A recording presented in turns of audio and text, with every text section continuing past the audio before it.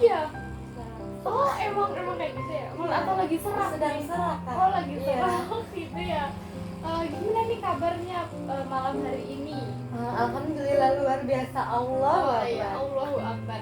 Jadi dari tadi pagi banyak ya aktivitasnya, makanya jadi suaranya serak seperti itu. Oh banyak aktivitasnya.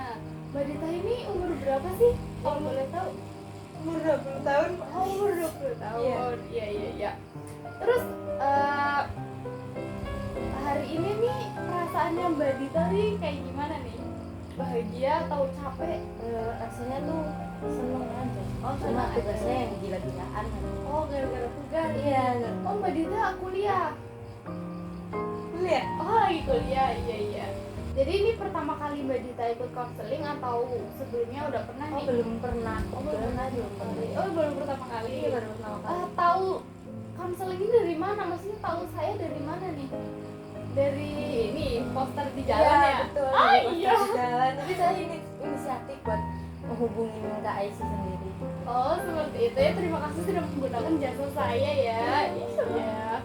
Terus dari chat WA kita sebelumnya nih, kan dari Mbak Dita udah kayak ngomongin ke saya kalau Mbak Dita tuh mau cerita tentang beberapa hal yang menurut Mbak Dita tuh mengganggu gitu dari buat Mbak Dita selama beberapa minggu ini gitu. Jadi perlu Mbak Dita ketahui ya, kita di sini itu benar-benar rahasia Mbak. Ini benar-benar rahasia. Jadi apapun yang dikeluarkan dari mulut Mbak Dita, semua perkataan bakalan saya rahasiakan dari pihak manapun. Jadi Mbak Dita nggak perlu nggak perlu khawatir kalau rahasianya bakal kebongkar kemana-mana, tuh nggak perlu khawatir karena saya akan menjaga rahasia dengan sebaik mungkin. Terima kasih. Iya, jadi apapun yang bikin hati Mbak Dita dongkol ya, Mbak Dita harus ucapin semua ke saya, ceritain semua ke saya biar saya tahu, biar saya paham Mbak Dita tuh sebenarnya lagi di fase apa sih, lagi di masalah yang kayak gimana, seperti itu. Baik, di sini jadi saya mau perkenalan diri dulu ya. Nama saya itu Alidian Aisy. Mbak Dita bisa panggil saya Aisy atau Ali atau Dian, terserah Mbak Dita aja, terserah pokoknya senyamannya Mbak Dita. Mau panggil saya Bu juga nggak apa-apa, mau panggil Kak juga nggak apa-apa. Oke. Di sini saya berperan sebagai konselor Mbak Dita yang sudah saya singgung tadi ya. Konselor tuh ngapain? Jadi di sini itu saya mendengarkan semua cerita Mbak Dita dengan saya menjaga rahasia Mbak Dita sebaik mungkin, seperti itu. Gantian ya Mbak Dita yang memperkenalkan diri. Bukannya kita udah kenalan ya Kak? Oh lagi ya? Iya. Itu tahu Mbak Dita dari mana? Kan dari via chat WA. Oh iya. Iya. Oh iya betul sekali. Iya. Sebelumnya Mbak Aisy, Kak Aisy, perkenalkan saya David Lestari dari mahasiswa Unitaisu. Di sini saya berniat untuk konsultasi kepada Mbak Aisy ini gimana sih tentang permasalahan yang ada, bukan permasalahan sih Mbak, lebih ke suatu hal yang mengganjal di hati saya selama masa perkuliahan atau masa sekarang. Oke. Baik, di sini langsung aja ya Mbak Dita bisa menceritakan apa yang selama ini Mbak Dita keluhkan gitu di perkuliahan tuh, sebenarnya tuh apa yang Mbak Dita sebelin gitu. Bisa dimulai Dari ini maksudnya yang saya sebelin dari tingkat pertemanan atau dalam pembelajaran itu yang bagaimana Pak Aisy? ya, boleh satu-satu. Misalnya Mbak Dita ada tentang pertemanan atau tentang mata kuliah atau mungkin dosen ya, atau pengajar atau yang lainnya, Mbak Dita bisa ceritakan kepada saya. Mungkin berawal dari pertemanan, bagaimana hubungan pertemanan Mbak Dita dengan teman-teman. Untuk kali ini membuat hubungan pertemanan saya itu nggak ada yang namanya musuh-musuhan juga ya Mbak. Kayak ya udah better lah dari yang kemarin-kemarin. Terus kalau dari dosen itu emang dari segi mengasih tugas kepada mahasiswanya itu terlalu berat, terlalu banyak, ada mungkin ada beberapa ya nggak bisa dihitung. Terus tapi juga ada ya mungkin sekarang saya nggak stres dulu ya. Kalau dulu kan kayak nggak ada teman curhat gitu teman cerita. Nah, sekarang itu ada someone gitu. Oh iya. Nah di situ Yang tercinta nih. iya. Yang tercinta ya Terus kan aku cerita nih ke dia banyak banget tugas gitu katanya. Umumnya anak kuliah kan banyak tugas. Terus juga aku mulai bukan menyicil ya apa banyak dia jadi support system gitu ya. iya support system. Ternyata yang tadinya aku pikir tugas itu sulit, aku itu mencoba sendiri loh, oh ternyata tugasnya nggak terlalu sulit gitu. Oh berarti dia juga jadi support system, terus juga mengubah cara berpikir Mbak Dita nih. Iya dia Atau ada faktor lain selain dia yang bisa mengubah pola pikirnya Mbak Dita tuh.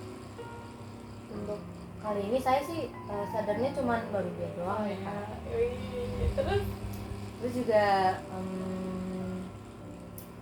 dari segi apa nih? Dari segi pendidikan, maksudnya mata kuliah, apakah ada yang susah gitu, susah itu mah banget? jelas ya, Ya. orang namanya kuliah pasti ada lah yang namanya mata kuliah yang Ya. susah gitu.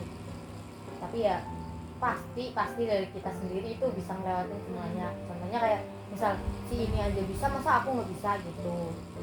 Terus perkembangan dari semester 1 sampai semester sekarang tuh gimana Mbak Dita? Maksudnya ada perkembangan yang signifikan atau tidak?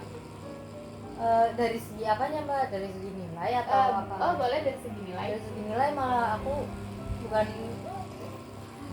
enggak sih, kayak kurvanya tuh naik turun mbak. Jadi naik turun. kayak semester 1 kan tinggi itu, yang kedua rada ke bawah, terus semester 3 lurus lah ya, sama kayak semester 2 sama semester 3 itu sama.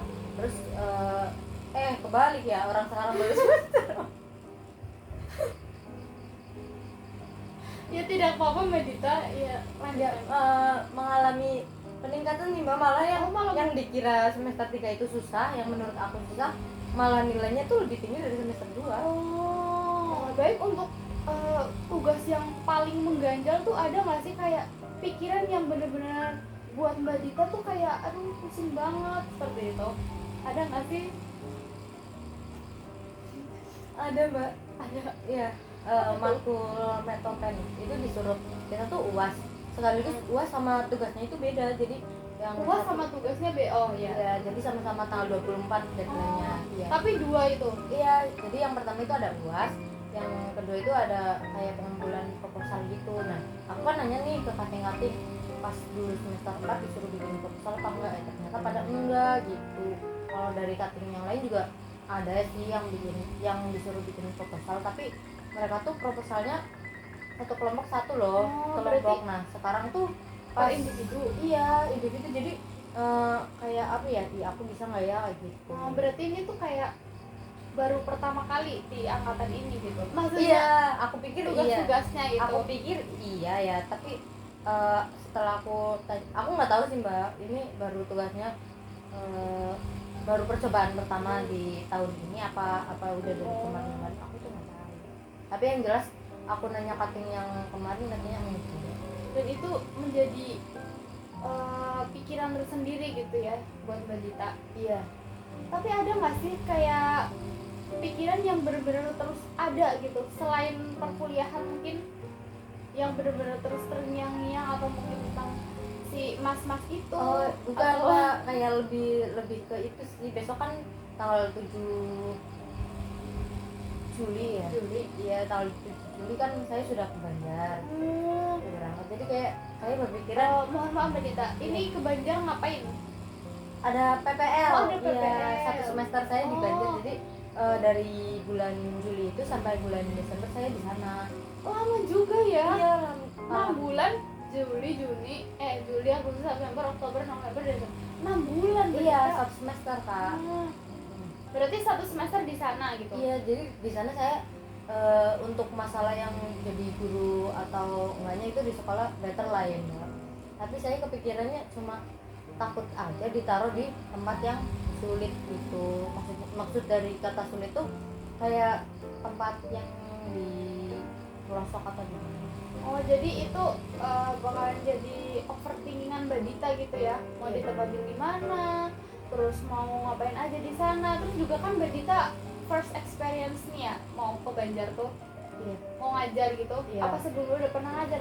Sebelumnya udah pernah ngajar kan, Oh, itu udah. PPL 1 itu kita tuh ngajar temen sekelompok.